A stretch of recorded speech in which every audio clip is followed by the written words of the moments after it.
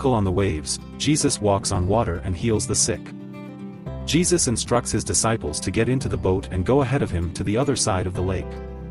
He then sends the crowds away and retreats to a hill to pray alone.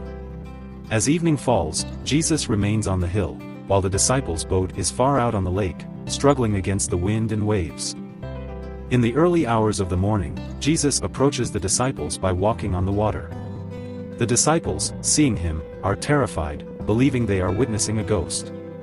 Jesus quickly reassures them, telling them not to be afraid and that it is he who is walking on the water. Peter, still unsure, asks Jesus to command him to walk on the water if it is truly him. Jesus invites Peter to come, and Peter steps out of the boat, miraculously walking on the water towards Jesus. However, when Peter becomes frightened by the strong wind, he begins to sink and cries out for Jesus to save him.